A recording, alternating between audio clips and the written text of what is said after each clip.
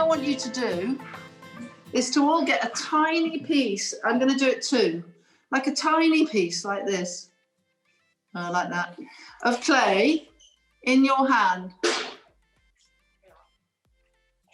Tiny piece. It's going to go, we're going to have to recycle it afterwards. So you just need the tiniest bit, like the size of an acorn. Okay? And while I'm talking to you just for 5 minutes, I want you to notice how it changes. I want you to fiddle with it.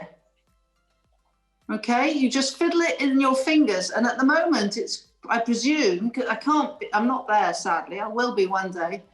I presume that it's nice and soft and squidgy and sort of oily feeling. Not oily because it's water, but can you feel it? Yeah. Feels good, doesn't it? Okay, so while I'm talking to you, I just keep fiddling with it. So first of all, I'm going to ask you, who knows where this stuff comes from? Anybody?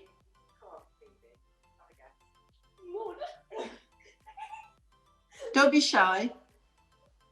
And also don't be shy to say you don't know, because I didn't know, probably for years and years older than when you were. Maybe just said mud. It's mud. Well, yeah, it is mud, sort of. So basically, it comes from the ground, and it's made really, I mean, I'm simplifying things, which I do for adults and young people alike. It's really sort of powdered granite, and sort of depending on the type of clay you've got. What colour is your clay? Is it grey or it's grey, isn't it? Yes. Yeah. Yeah, it's got impurities in it, but it'll be gathered from all over the world. The different ingredients in this clay. This has had a recipe, this clay, but you can sometimes find clay if you dig a hole in the ground. If you're planting a tree or digging a grave or digging a hole, you'll come through seams of clay. And that's because over millions of years, powdered stone has been weathered by the wind, by the water, by the elements, to stone down to powder and then mixed around in riverbeds and by the wind blown off mountains and then deposited in valleys. And basically, it's all over the planet.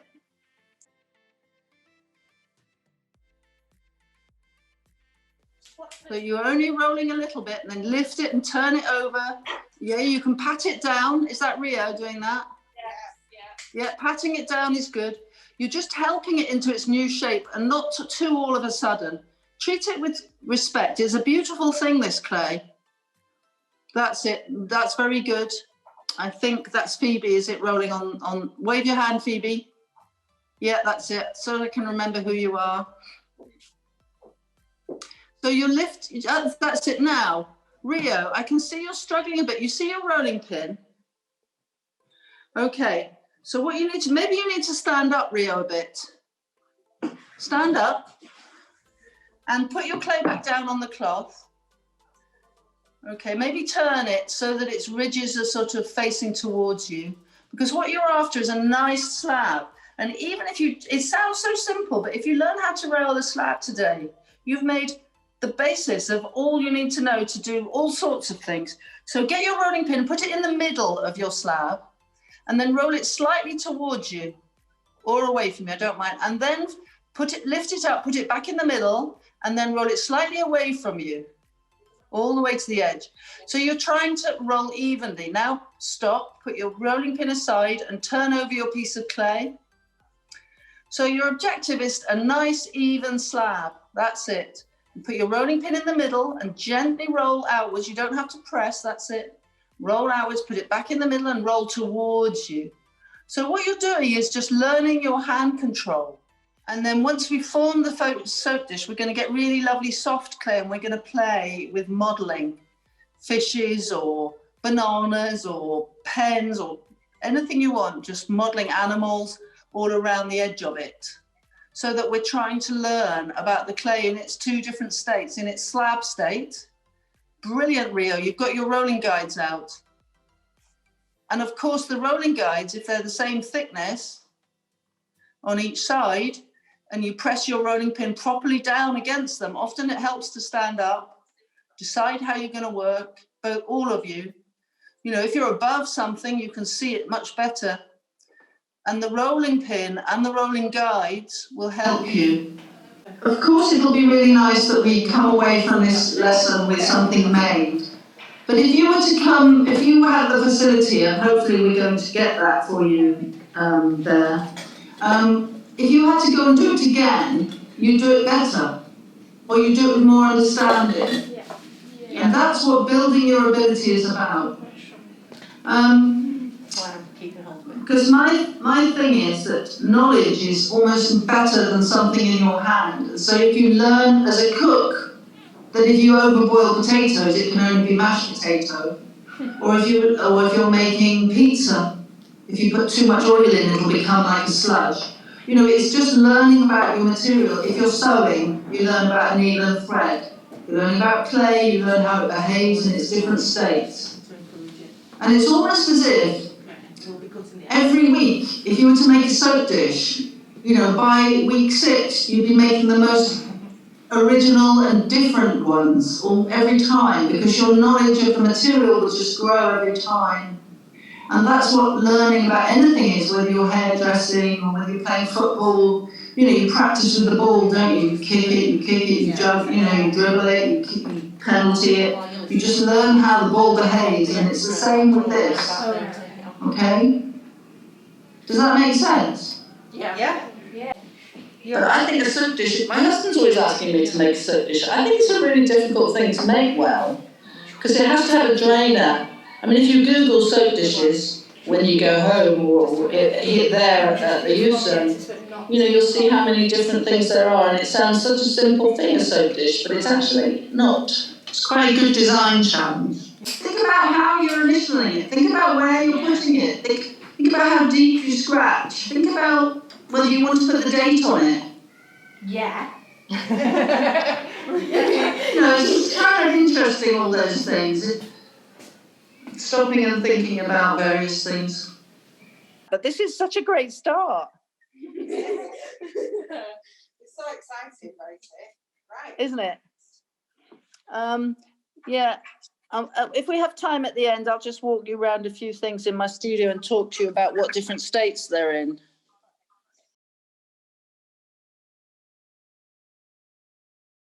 For 5 minutes, I want you to get a piece of your soft clay, and I don't even think about what you're going to do to the soap dish.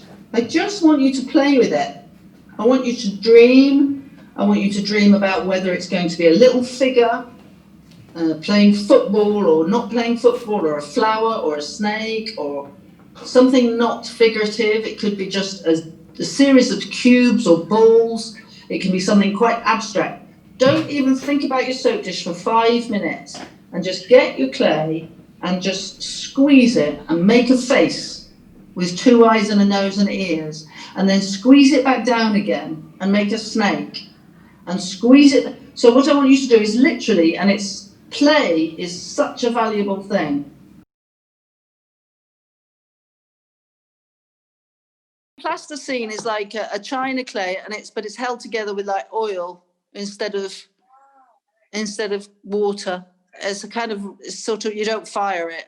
I suppose you possibly could fire it. The beauty of clay, from what you're talking about there, is it's probably the perfect recyclable toy, because you could just it's not clay, you could just put it back in the bag and then just mix it back in water. Yeah. I mean, when you say just mix it back in water, it's actually, you know how Phoebe and Charlotte and Rio have been given a lovely bit of clay. It takes a bit of work to get it to that stage. So the idea is here, with this little tiny moment of play and not worrying about our soap dishes, is to learn what the clay can do and what the tools you've got around you can do. You need to show it to the camera. I've completely forgotten what a monkey's mouth looks like, though. You need to show it to the camera.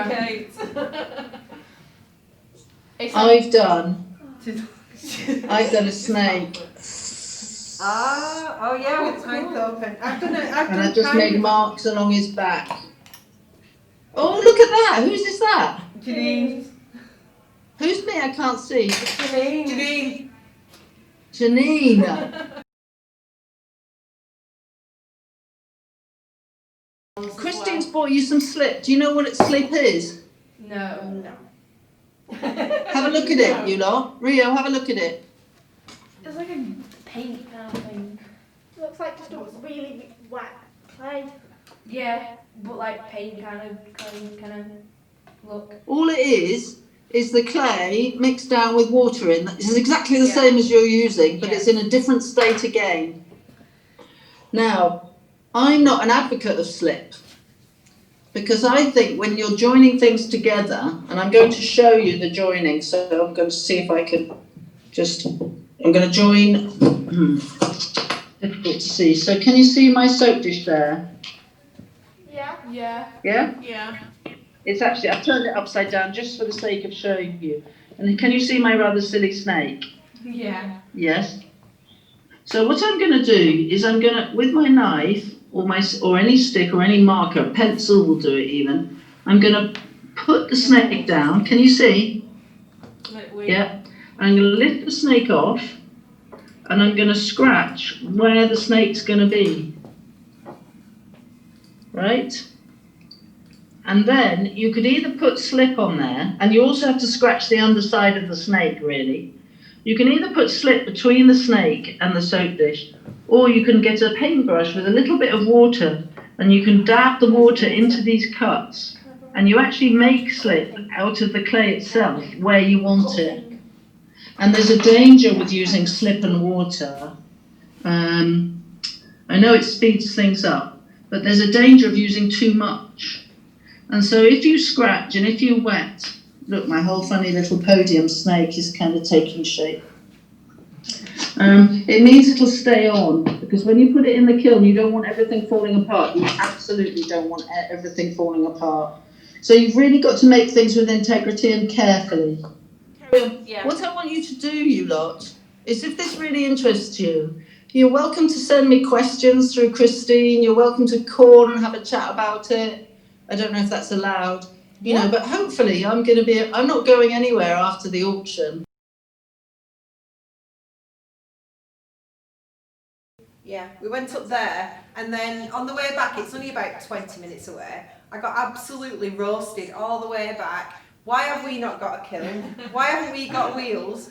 And so I was like, well, we will have. And then when we got back here, it carried on. Well, where's it going to be? Show me where it's going to be. So we were in here trying to explain where the shelving would go, where the kiln would go, where all the clay would go.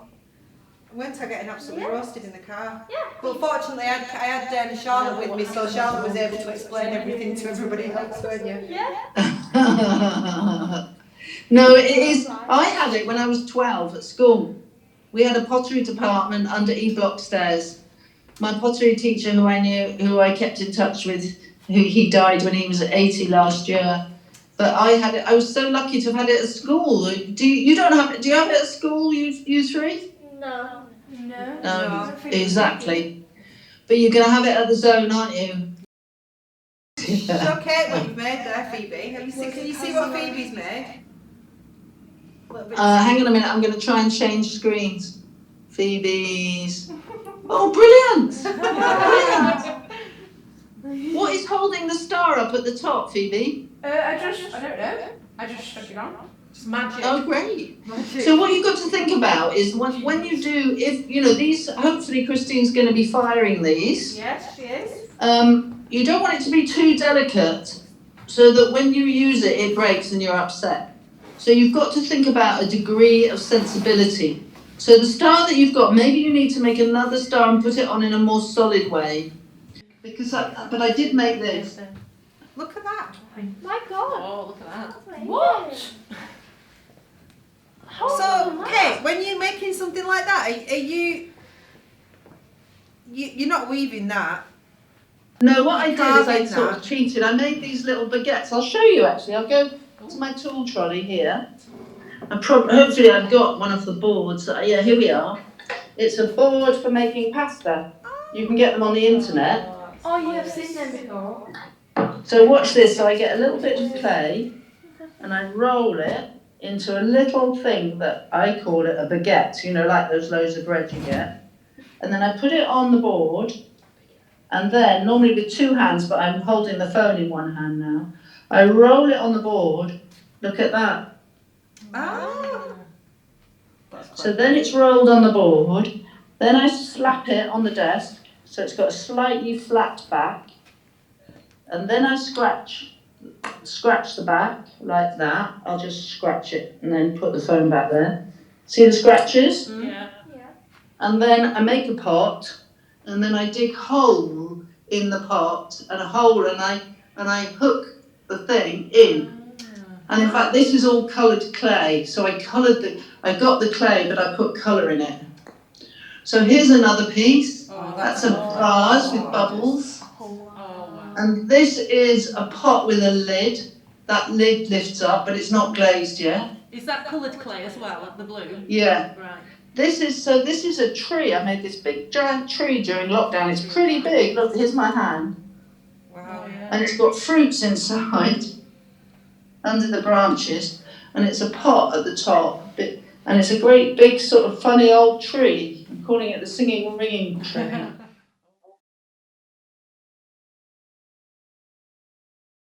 A little kiln here. Oh, this is what a kiln looks like, Tiny guys. kiln that can make things like your soap dish. And now I'm going to show you my giant kiln. Can you see me waving? My word. That's Ready? Oh my gosh, watch it open. Look at this. It's like a huge American. Oh my gosh, look at that. It's an enormous kiln, and the base comes out on these tracks. It pulls out with ceramics. So you're making your soap dish now. You're going to bisque fire. You're going to dry it until it's properly dry. If you put it in the kiln, it's not dry enough. It'll explode, and I've had that happen. It's horrible. But then you bisque fire it, and it comes out, and it's then ceramic. But then you normally put glaze on, and then you put it back in the kiln again, and the glaze is sister to glass. So it's like a coloured glass all over the surface that renders it functional if it's a plate or a bowl, or it renders it beautiful, depending, or both. And then you put it back in the kiln. So there is a timeline with this. It doesn't just happen just like that. Stay all night and make beautiful things. Will you send me pictures of what you do? Absolutely. We'll send you some photos. I'd love that. Thank you so much for having me to your class. You said Yeah, thank thank you. Thanks very much, Thank Kate, you, for your Kate. time. And we'll Thank you, and I'm so enjoying this project. It's such a pleasure, I can't tell you. Bye now. we'll be very, very grateful. Thank you. Okay, See you soon. thank you very much. See you soon. I don't like saying goodbye. See you soon. Bye. Bye guys, bye, take care. Calm. So this helps you feel calm. Yeah. It's just so soothing. Yeah. It is soothing, isn't It it? is, isn't it? Does it just not make you feel like you just want to be quiet and just get Relax. relax and get inside your own head? Yeah. Or out of your own head, do you think? Ow. It's too busy in there. Well, it's too busy in your head. Yeah. There's too many people in town. Does that kind of worry you though? Kind Get of. worried about stuff like that? Yeah. Because it annoys me. Because I want to see my granddad. You just get to hang out and you don't have to worry about anything else. Like I've got about 50 things going on right now. So I'm always, that's why I'm happy. I'm not going on my phone right now. So I can't see my emails. I can't see whether anybody's messaging me. But It's something to look forward to here. Yeah, something that I don't really look at my phone. And it's just a place where you can just let go and let go of your anxiety or your worries or your feelings and just play with all your friends. Yeah. How do you think pottery might help you to do that? Because you can calm down and you can think about the happy memories more than the bad memories. You can focus on making something new. Something Yeah, fun. something That's that will nice. focus up to. Yeah. And what about you, Rio? Have you done pottery before? Once or twice, yeah. Once or twice. So what have you enjoyed it today? Yeah.